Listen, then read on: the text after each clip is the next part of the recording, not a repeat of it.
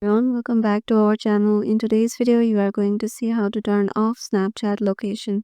So to do that, let's head over to our Snapchat application. So once you're in your Snapchat, as you can see, I have logged in my account, and if you want to make sure in which account you are, you can just head over to your Bitmoji on the top right and then be sure.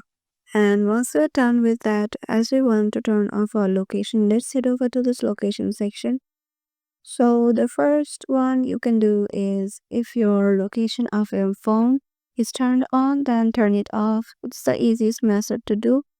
And the second one you can do is if you're sharing your location with some person on your Snapchat. So what you need to do is just to head over to that conversation, head over to their Bitmoji and scroll down, and here you will find the option of Snap Map.